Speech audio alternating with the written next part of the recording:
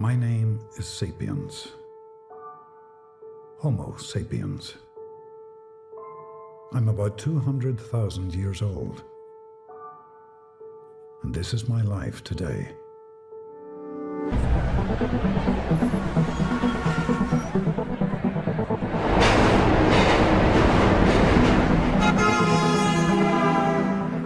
I'm searching for something. But I'm not sure what I'm searching for.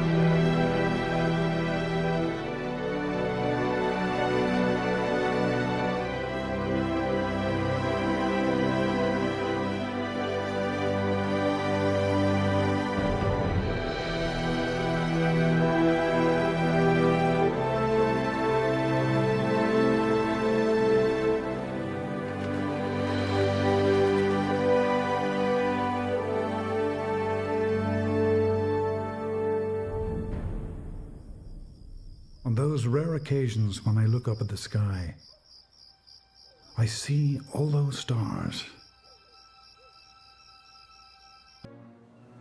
And wise. But am I?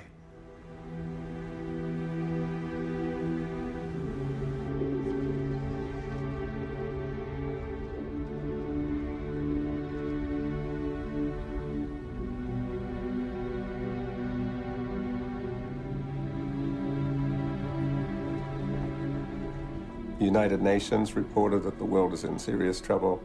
The media are reporting on it.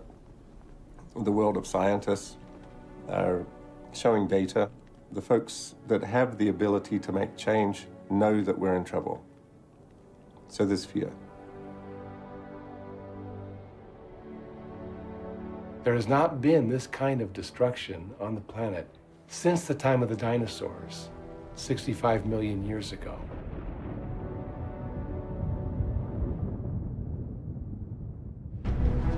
I saw this progress. And progress has its price.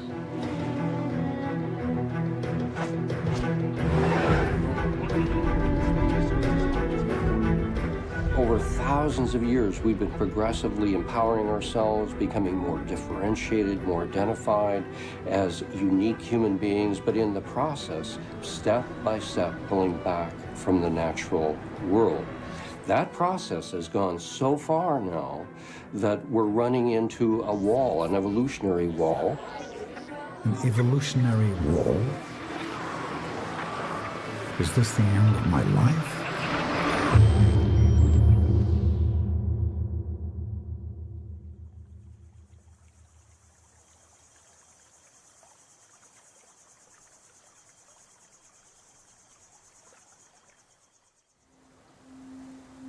The only way we'll ever make it as a species on this planet is if we reconnect with nature.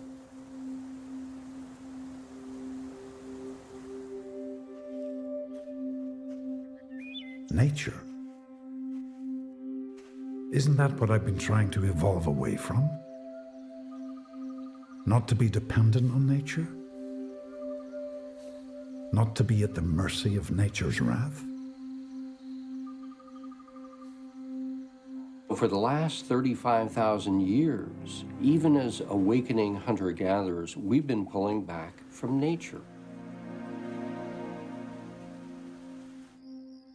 And then about 10,000 years ago, we woke up to nature's seasons, nature's cycles. And in that process, we saw the possibility of becoming farmers. And that's been a process of empowering ourselves and taking control of our own lives, our own destiny.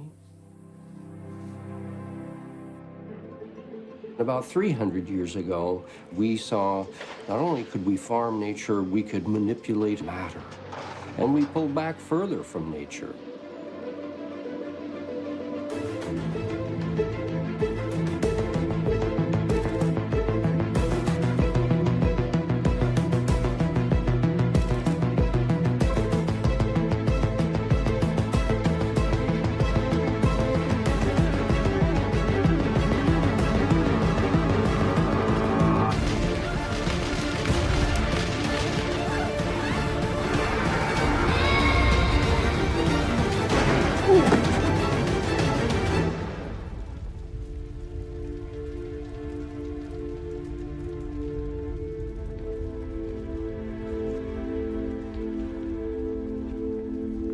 Technically, our species name is Homo sapiens sapiens. And to be sapient means to be wise. So to be Homo sapiens sapiens means to be doubly wise. It's not only do we know that we know. Sapiens sapiens. Yes, that's me. And because I know that I know, I've made up many stories of my dance and fight with nature. In the Bible, there is a key passage that encourages us to have dominion over the earth. That means we would be in a controlling position relative to the other life forms, other creatures on the earth, and they were in a position of serving us in our own evolution. The story that science tells us very basically is that we live in a universe that's meaningless, purposeless, just simply an accidental material evolution. We thought of Earth as just stuff, and it led to an orientation of use. So Earth is here for us to use. And I think we've now come to the end of that track, and it's no longer serving us, and we see, instead of dominion, we're really participants in the natural world.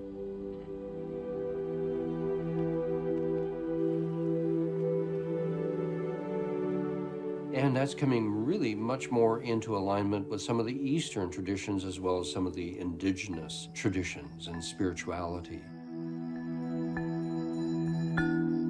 Buddhism talks about the interdependent co-origination of all things in nature, all things in life arise and coexist together.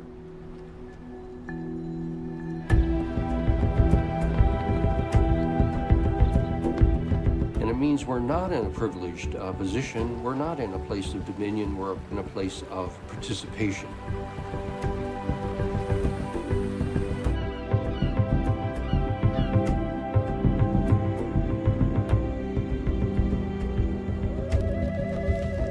A similar theme arises with the indigenous American Indian traditions, the aliveness of nature, that our aliveness connects with that aliveness.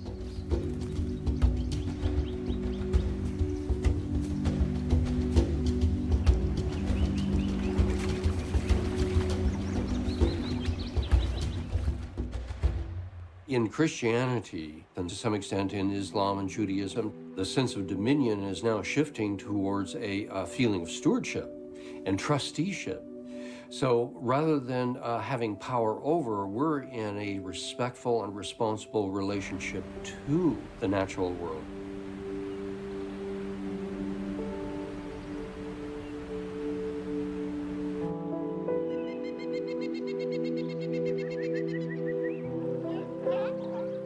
So the last 3.8 billion years that life has been on this planet, all of these individual species kind of started working together.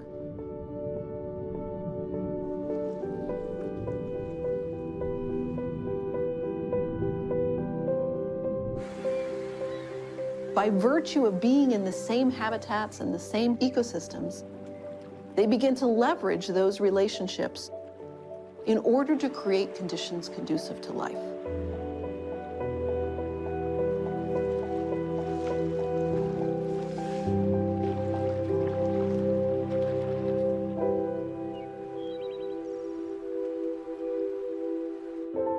If you can imagine that sort of emergent property scaling up, it could actually explain some of the planetary phenomena that we see today.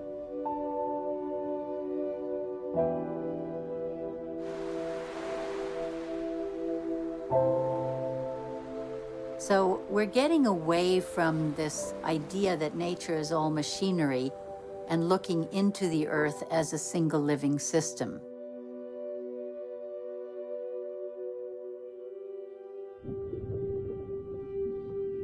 That idea had a mystical name. Gaia. Imagine, a scientific hypothesis in the 1970s named after a Greek goddess. No wonder so many people didn't buy it.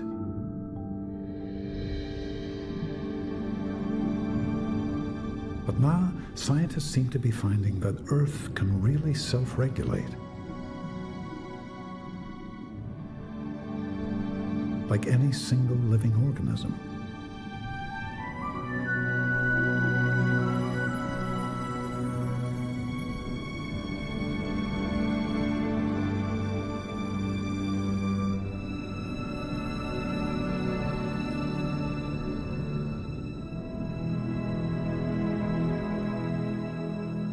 Earth is alive. Scientists thought for a long time it's only because Earth is the exact right distance from the sun. Because you see, our molecules, if they get too cold, they freeze up and the organism dies. If they get too hot, they unfold and the organism dies. We have to be in a certain range of temperature, and that's where Earth is. But over 4 billion years, this is what we've learned in the 20th century, the sun was 25% cooler. So it sent its rays to Earth, and Earth had all of these heat-trapping gases to keep the sunlight in and warm up the planet to the temperature for life. But over 4 billion years, the sun got hotter and hotter. As it got hotter, Earth drew carbon dioxide out of the atmosphere so it wouldn't get too hot for life.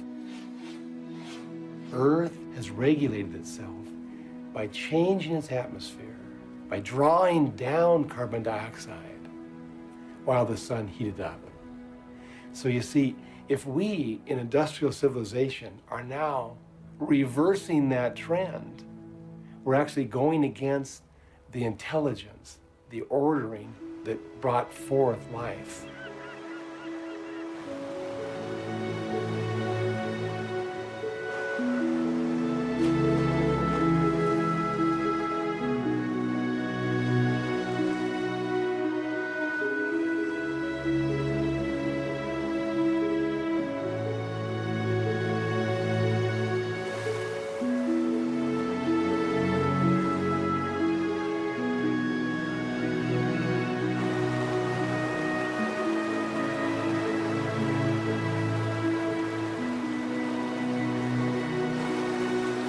There's evidence that suggests that the organisms, the biosphere, plays a very, very significant role into how the planetary systems work.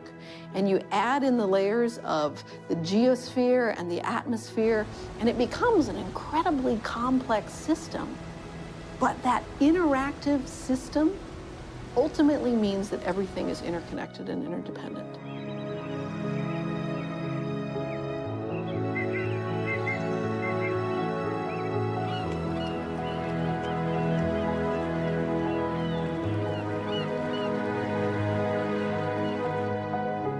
We're completely nature. We breathe the same air that every other animal breathes. There is no separation.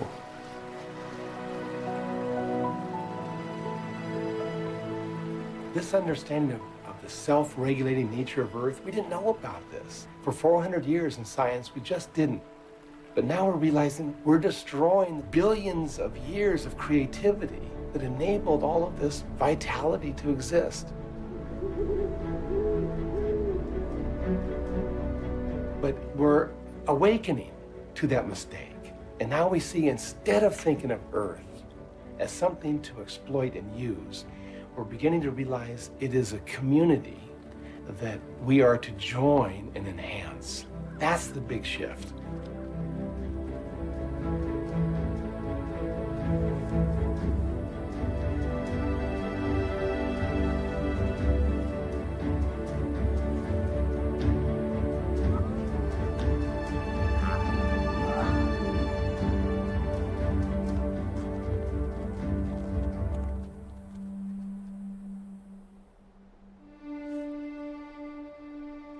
If I had to dominate nature, animals were no exception. After all, they don't have feelings like I do. Or do they?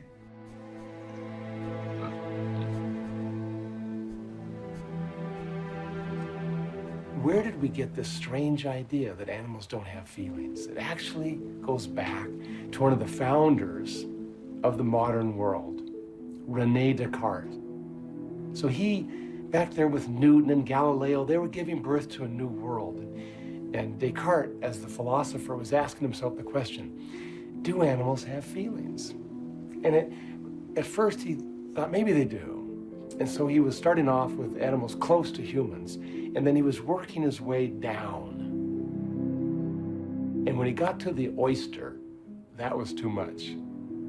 He just couldn't imagine an oyster having feelings, so then he just said, then none of them do. And he imagined then that animals were machines. And when they gave off sounds like pain, it just meant they were machines that were malfunctioning.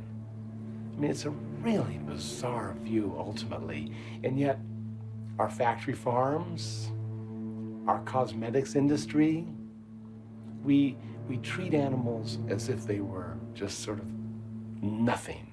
And it goes right back to this mistaken view of the nature of the universe.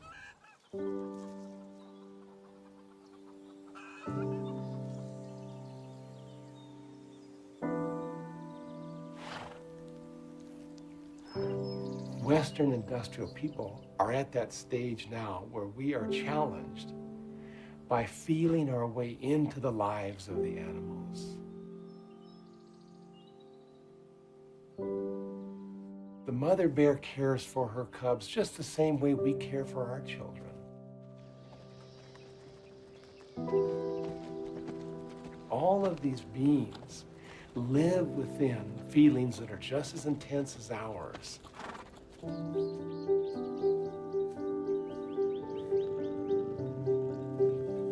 It's not just making the planet work for humans. It's to participate in bringing forth a thriving, vibrant community of life, including all of the species of this planet.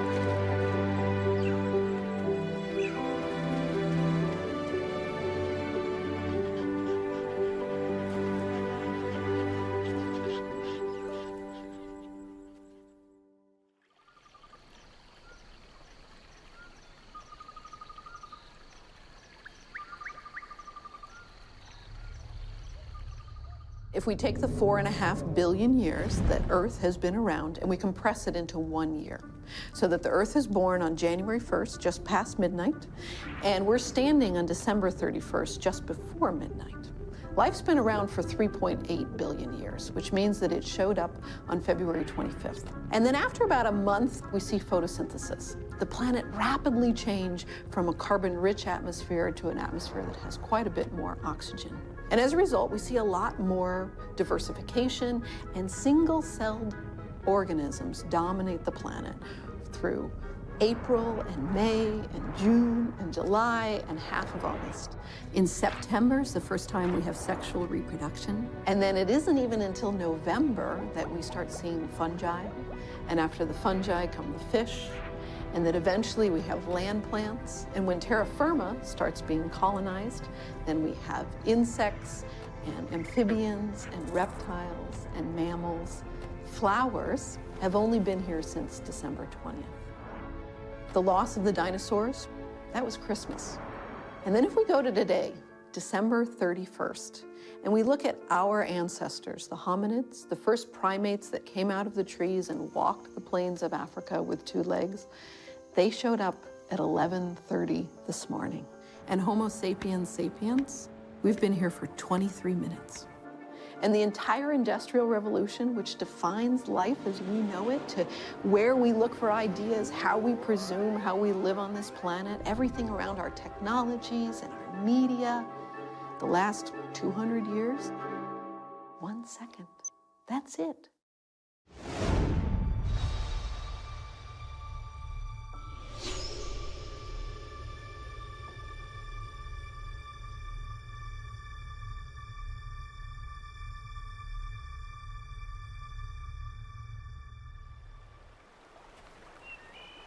I'm such a young species. It's hard to believe.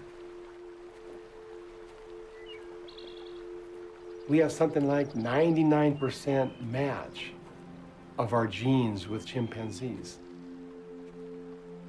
Even with trees, we share 25% of the genes with trees. So that we're starting to realize that we're really all kin. We're all cousins.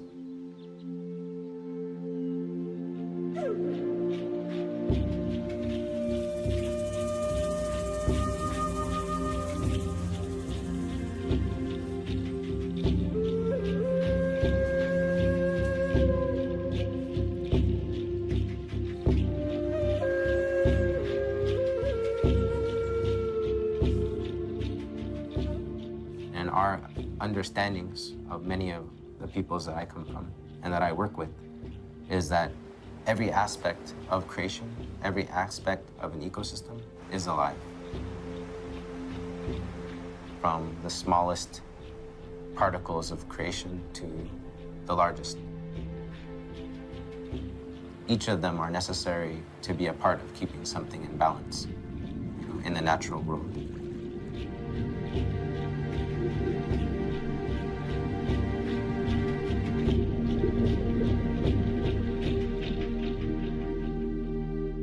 I thought of myself as different, separate, superior.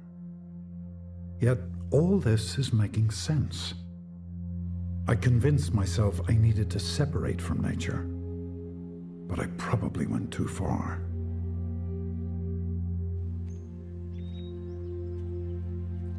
And then so you can think, maybe this new deep understanding required our disconnection from nature. It's a possibility.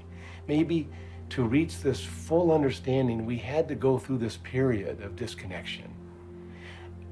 Who knows for sure, but the exciting thing is that we're learning our commonality with all of life.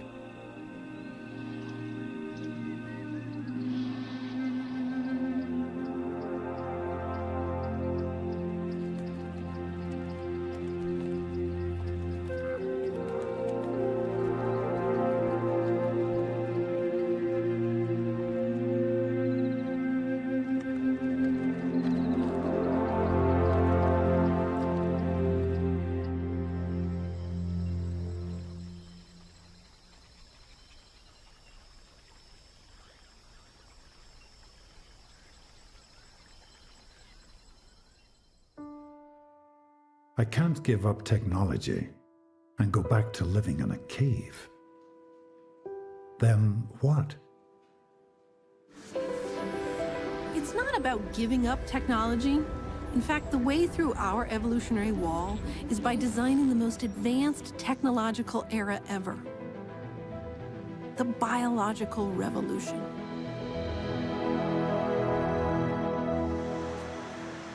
The entire Industrial Revolution was ultimately about taking.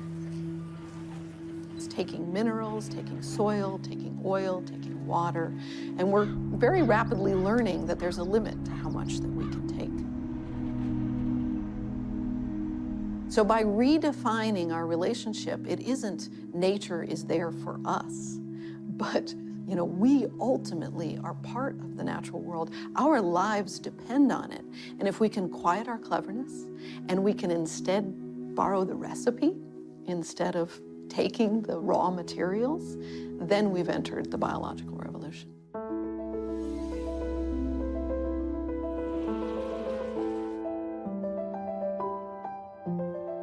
Biomimicry is the conscious emulation of nature's genius. We actually make an intentional choice to look to the other organisms for inspiration about how we can live better on this planet, for our designs, for our processes, our systems. So ultimately, a biological revolution means we as a species, Homo sapiens, has to learn to align itself back with the strategies that have succeeded for the other 30 million species that are on the planet today. And they've been around a lot longer than we have as a species. And so with 3.8 billion years of R&D behind them, you might say there's a little bit of genius in that we could borrow from. We have, as a race, invented all sorts of tools. We don't have to abandon that knowledge. We need to use that knowledge, but open up our thinking. And use those tools and that knowledge to then go back and revisit nature and find new solutions. I used to think I could figure anything out. But how can I create objects without destroying nature? The answer lies looking at nature itself. Take a look at morpho butterflies, an incredibly brilliant, bright blue color. But there's no pigment in these butterflies. The wings have nanostructures that create color just by their ability to refract light. And by emulating this design, scientists have created fabric, cosmetics, paint without the need for toxic dyes. In fact, they've even created displays that use minimal power and are fully visible in bright sunlight.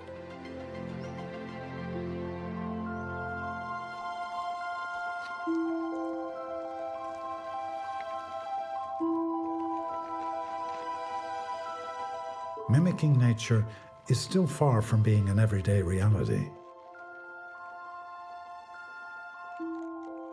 But I'm starting to see the potential for a new technological era inspired by nature.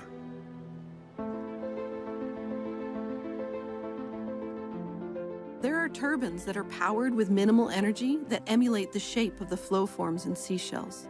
There are self-cooling buildings that are emulating the way termite mounds cool, and even high-speed bullet trains that are emulating the beak of the kingfisher bird.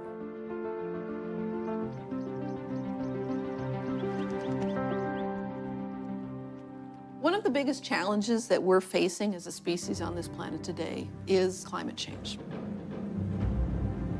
And the fact that we are pumping so much carbon dioxide into the atmosphere, along with other greenhouse gases, that we're changing. We're changing the whole dynamics of the planet.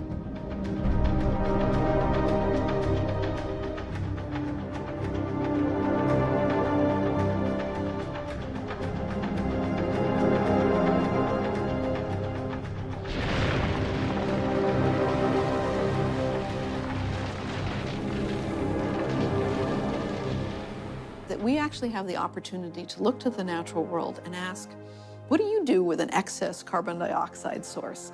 And how do you prevent the production of that carbon dioxide in the first place? And plants provide an incredible opportunity. Plants photosynthesize, and photosynthesis is the magic combination of taking CO2 and water, and in the presence of sunlight, creating energy and sugars and oxygen.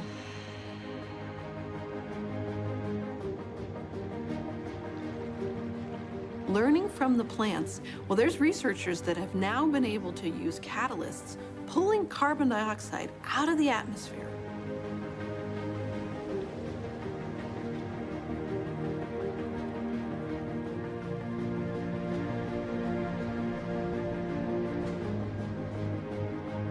There's enough energy that hits the planet every day to power all of our energy needs.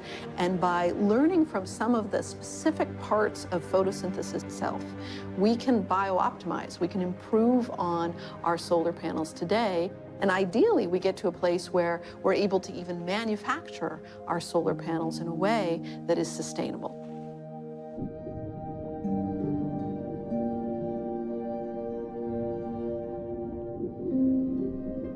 When it comes to biomimicry, the conscious emulation of nature's genius is ultimately about recognizing that life creates conditions conducive to life.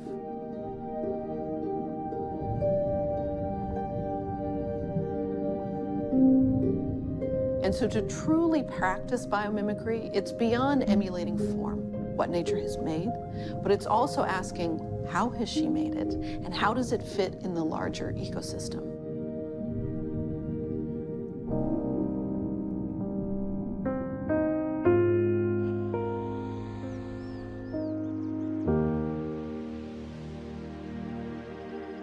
And it comes from a place of quieting our cleverness and having a Thanksgiving. Thank you for sharing your ideas with me. Thank you for giving us some insights about how we as such a young species can actually learn to live here on the planet.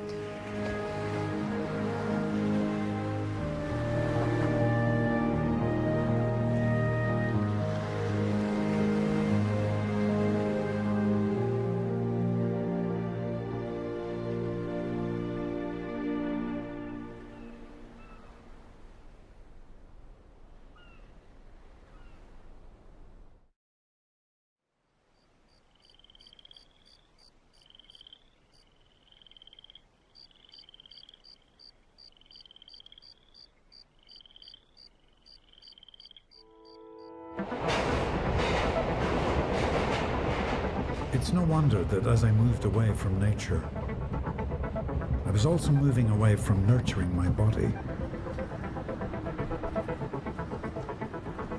I used to think that all I needed to survive was a cold beer and a pizza. But now I'm realizing that I need clean air, clean water, the sun, and vibrant foods that capture those elements.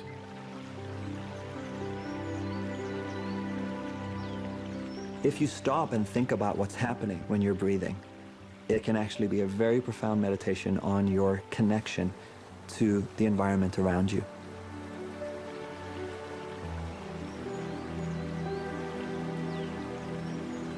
You're taking in from the air around your body what your body needs to survive, and you're breathing out what is no longer useful to you.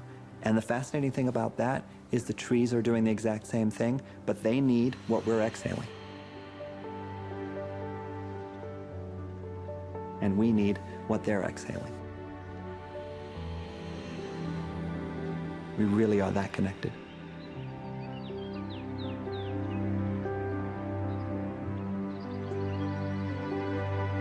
Trees are our partners. Trees are a critical piece of the life support system of the planet.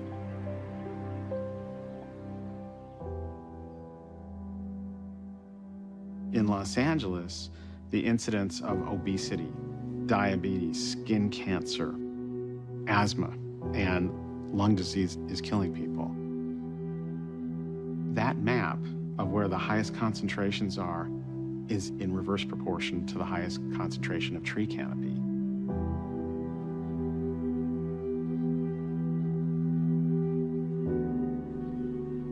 Now, it's a socioeconomic correlation, but it's now being called environmental justice.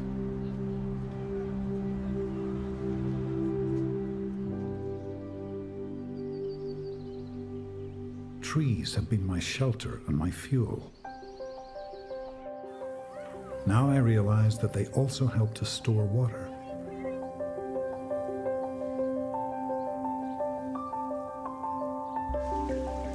When rain hits a tree, its leaves and branches collect the water and soften its impact on the ground. The mulch in the soil below the tree acts like a sponge and slowly releases that water into the soil. The roots and the fungi soak up that water, ultimately creating an underground reservoir.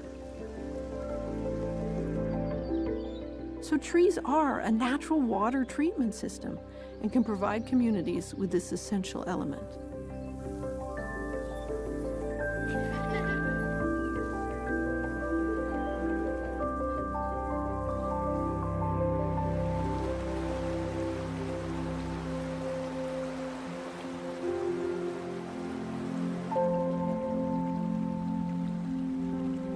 Without water, I can only survive for a few days. And to think that my body is made up of about 60 to 70% water.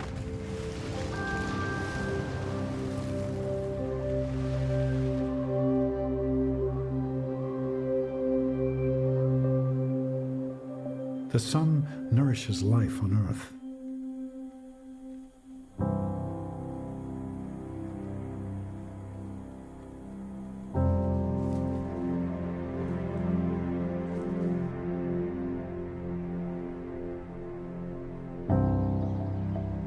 As a diurnal animal who evolved under the sun, how did I get to view sunlight as such a guilty pleasure?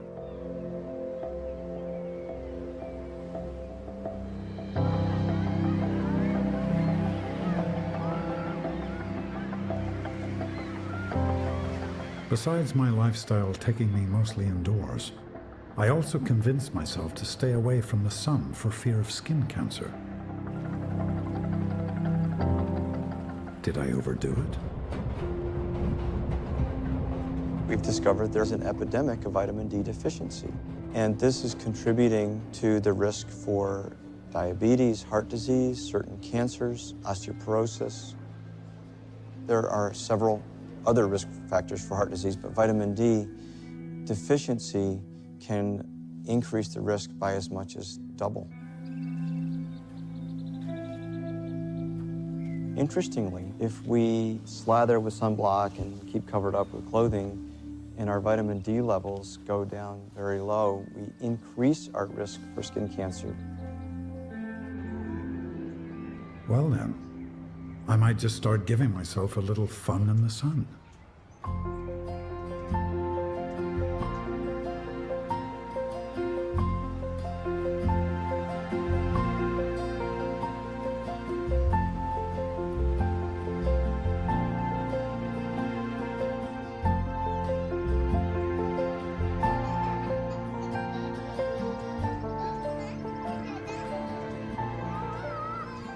We get charged up by being out in the sun. It actually helps our brain make serotonin, which helps us feel happy and alive.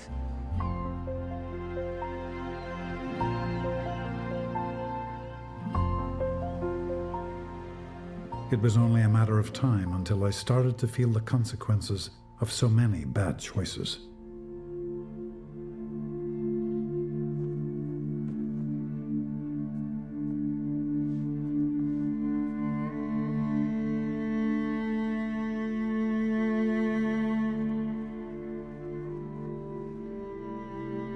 A research study was done across the U.S. in socioeconomic groups where cord blood was taken from the baby's umbilical cord at the time of birth. This blood was analyzed for 200 and some toxins commonly found on the planet. The average number of toxins found in all four quadrants of the country was over 200 toxins, almost the entire panel.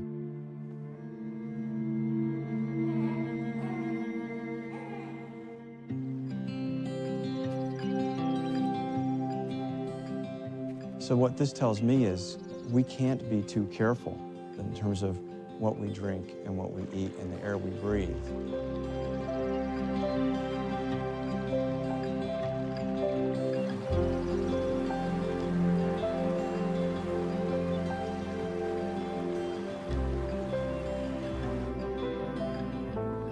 I do prescribe medications. They definitely have great value therapeutically in my practice and in the field of medicine.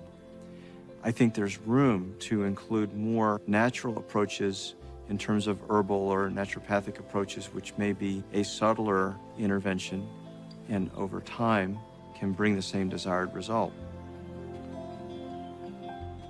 Cost is very affordable and side effects are minimal to none. So in my practice, I will recommend a therapeutic nutrition approach before a pharmaceutical approach if I can avoid some of the possible side effects of the pharmaceutical medication. We still need to keep in the back of our mind that Western medicine, if the condition worsens, can always come in later and the patient can enter the allopathic system at that point. But it's not necessarily the place they need to start.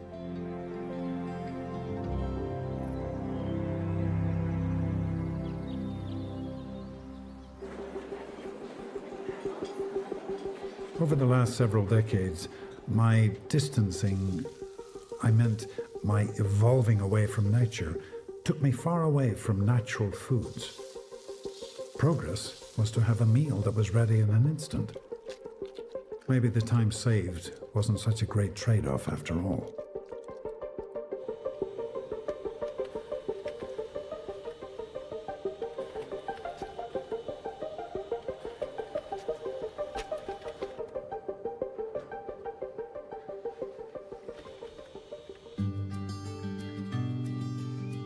Definitely eating foods as close to their naturally occurring form from when they were in the field for vegetables and fruits is a healthier way to have them because the nutrients, the enzymes, the vitamins are all going to be more present, more intact in a larger quantity. So the closer to nature, the better. The more organically grown, the better.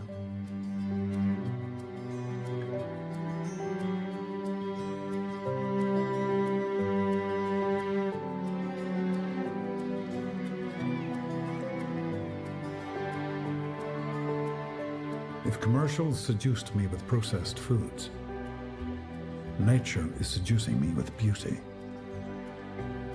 This is one of the healthiest things you can do is look at your plate or your salad and include these beautiful colors and try and include as many different colors on your plate that you can. This is a great thing to do with kids too.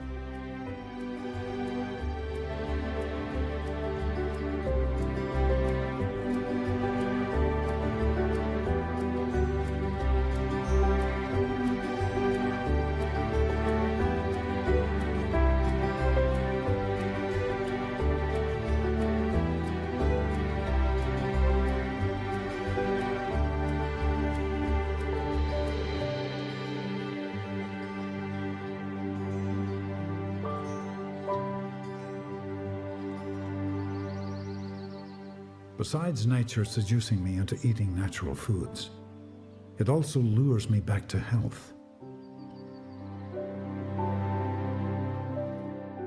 I can recover faster from surgeries, have fewer complications, and need fewer painkillers when I'm taken to a room with a view of nature.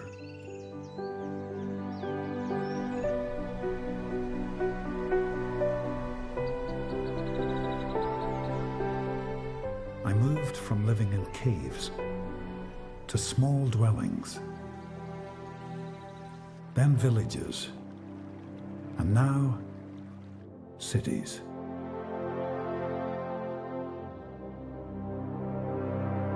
Cities. Magnificent examples of my power and evolution.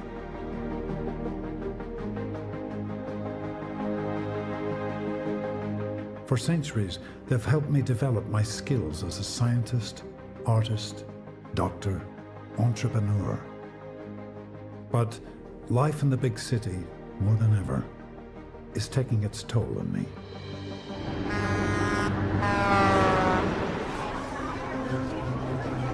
The kind of lifestyles that we've gotten into, where we're continuously stimulated, keeps us in a state of continuous autonomic nervous system overdrive.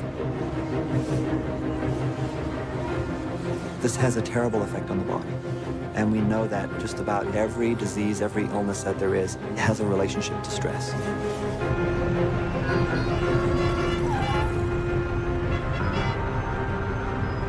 Just a few minutes on a crowded street has a negative impact on my memory and attention.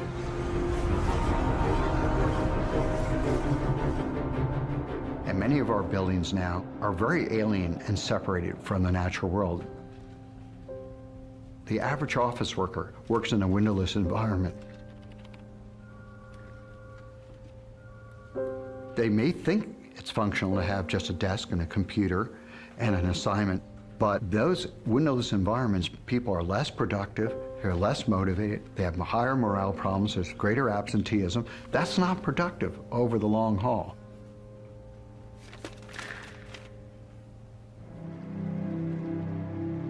Having my lunch break in the wilderness isn't usually possible. So if I can't go to nature, why not bring nature to me?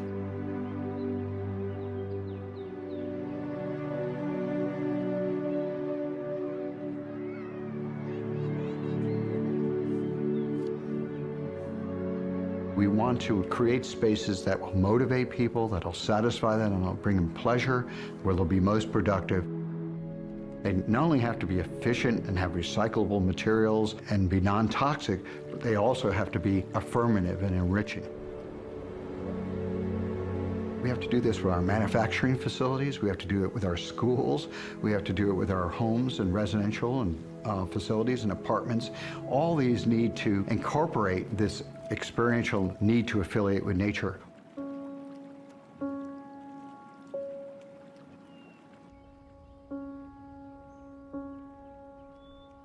The times that I need nature the most is when I'm grieving.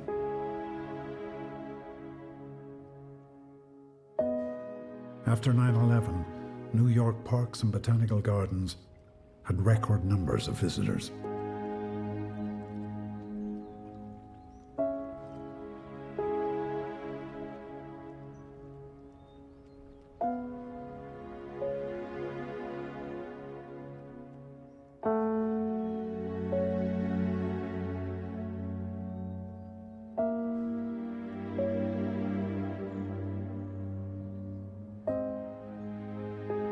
Nature for many people is a sacred place.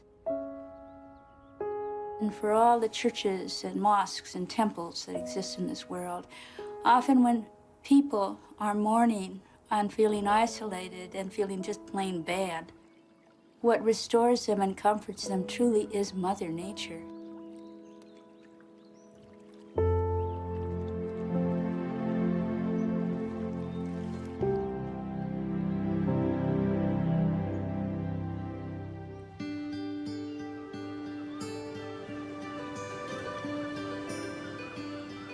What is the role of nature in a child's development?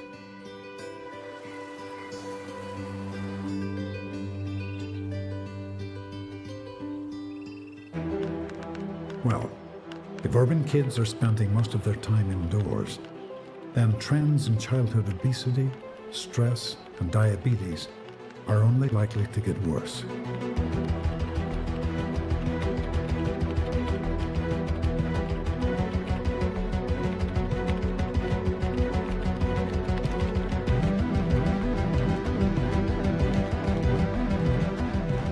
When kids are spending this much time in the digital world, how can their muscles and body structure develop normally? Won't they grow up to be stiff and slouchy? Not only that, but apparently not as smart as they could be. Researchers discovered that nature deprivation negatively impacts the development of the brain in the early years.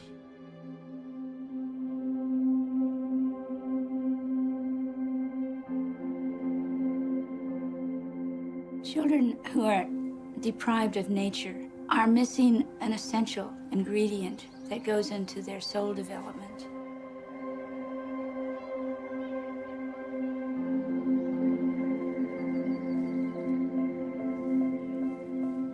Kids that don't have a sense of awe and just feeling the exuberance of being out of doors and free are missing a major experience of what it's like to be human early in life.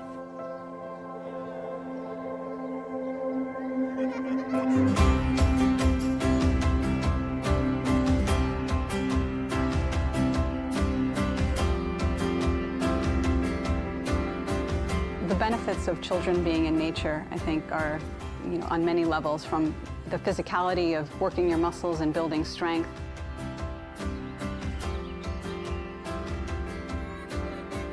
to the socialization that happens from play,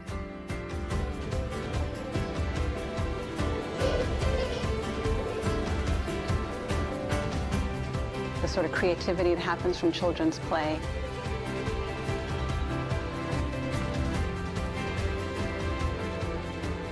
The nervous system relaxation that happens from being in nature.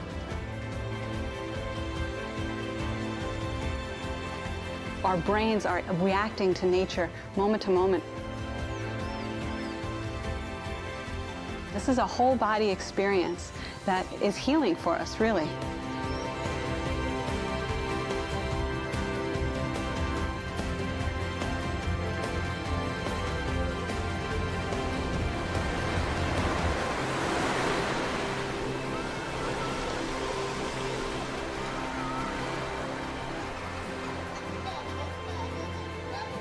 We're even starting to move the classroom outside, knowing that kids learn best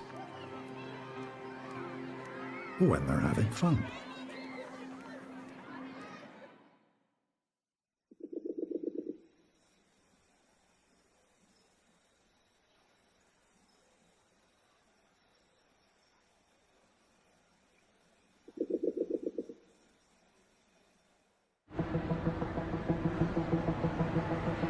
The measure of progress in civilization has become deeply tied to the assumption that we can transcend nature.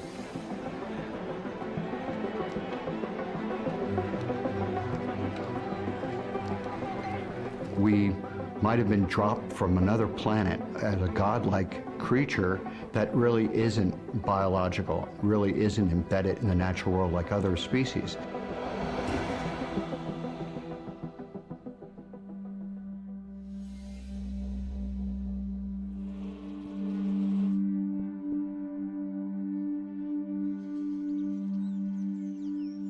The notion of biophilia is that we have an inherent need to affiliate with the natural world that has been and continues to be instrumental in our health, in our productivity, and our well-being.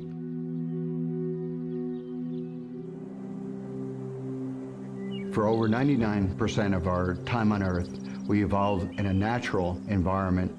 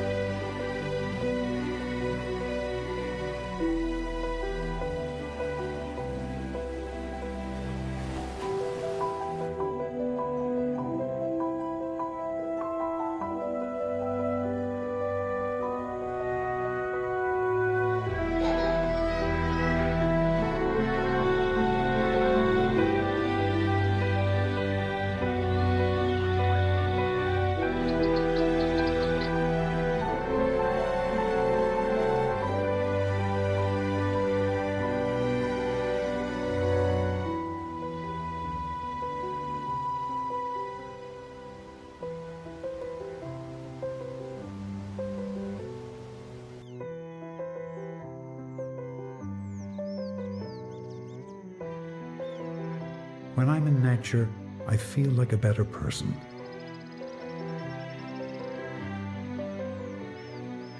When in nature, I become more caring and connected to others.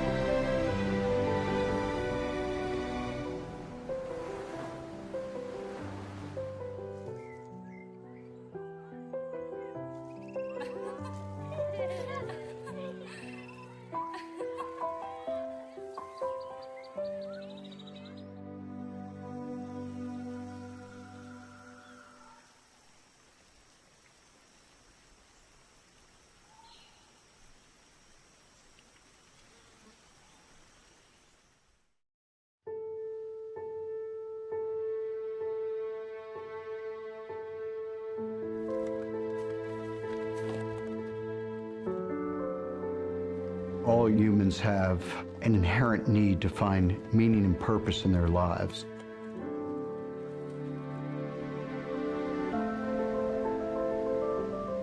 We often, historically, have referred to that as spirituality, to have a sense that life has greater value than just being an isolated speck of matter at a moment in time in a vastness of the universe.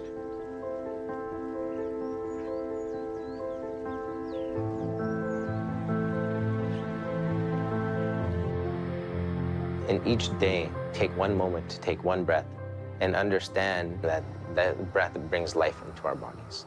And that same breath connects us to every other human being on this planet, to all the rest of creation on this planet.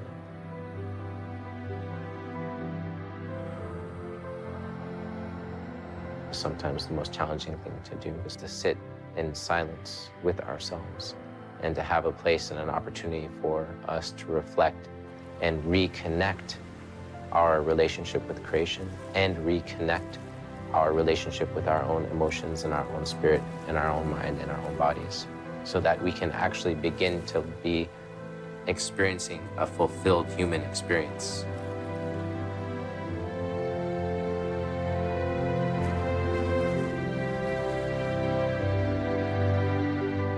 The more we take time to be in touch with ourselves, to be reflective about our lives, the more we exercise the muscle of what's called mindfulness, which is learning to be able to pay attention to the stream of thoughts and feelings and reactions and desires. The more we do that, the more we're able to bring our best selves into the world. The more we're able to be a positive influence on others.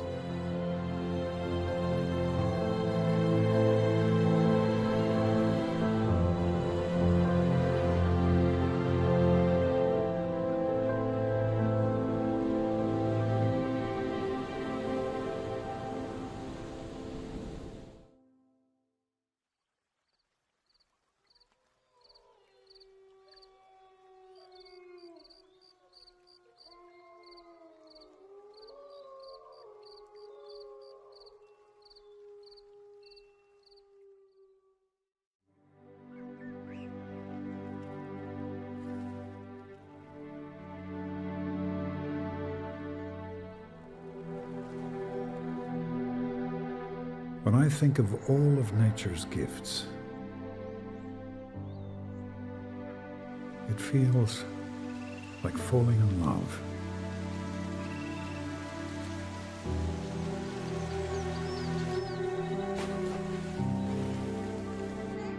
And what I love, I protect.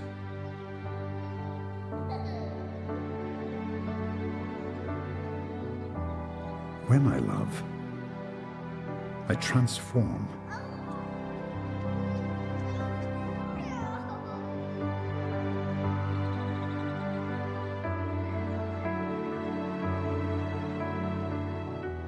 And maybe, just maybe, instead of keeping on this path to self-destruction, I might break through that evolutionary wall.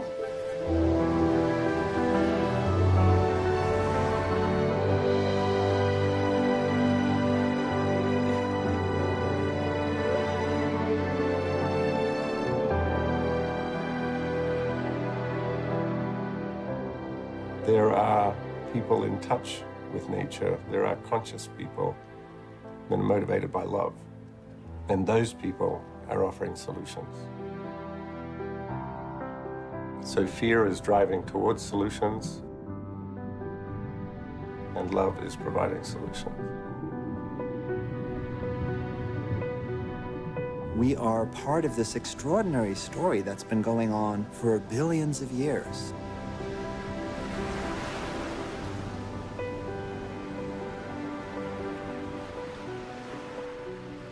And for the first time, we can look back with self-awareness and say, how can we now participate? And how can we take responsibility for this planet that we're living upon?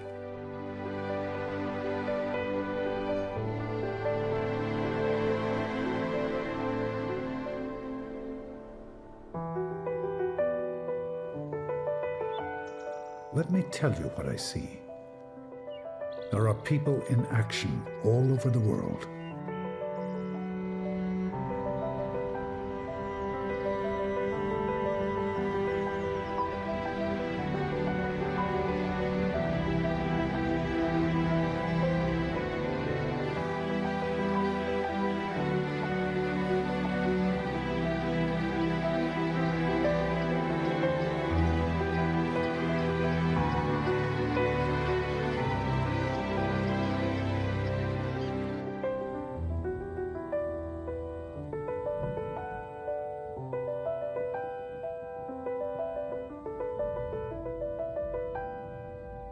Because nature heals, the environmental movement is a social justice movement.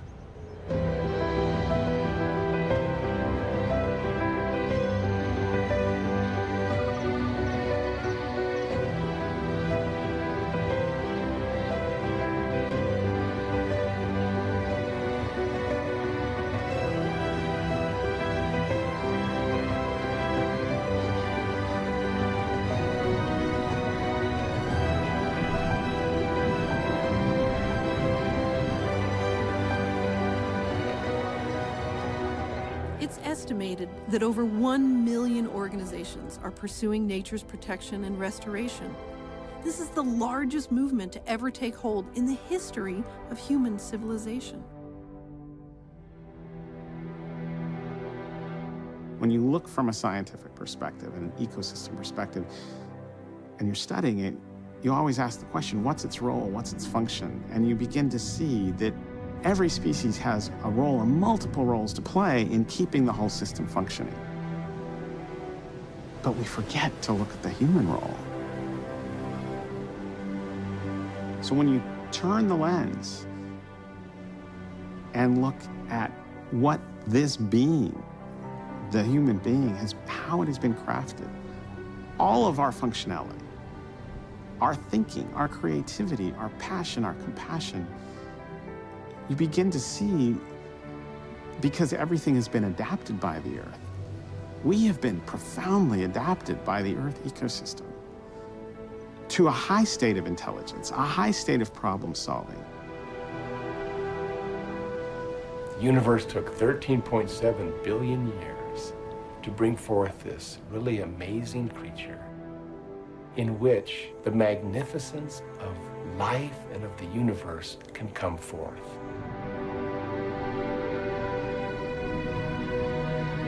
All of this information we now know about the stars comes from wondering about the stars.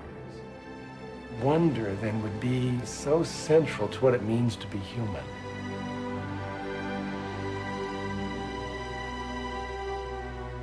It seems obvious to me that one of our roles is simply to become astonished with where we find ourselves and really to praise everything around us.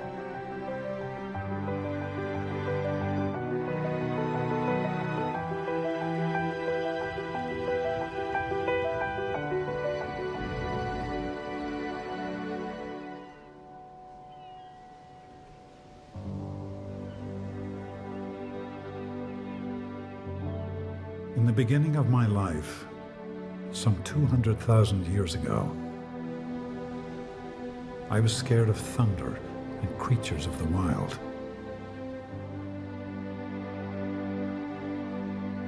So in the last few centuries, I've tried to tame nature and its creatures. In a very short time, I've disrupted billions of years of evolution and lost myself.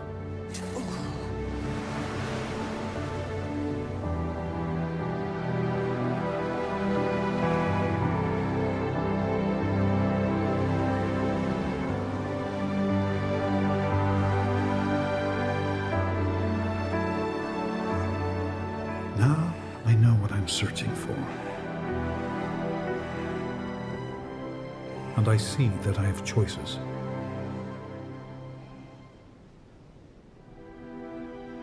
When the wind whispers,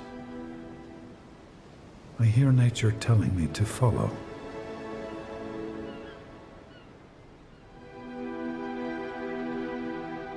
If I want to find my way home.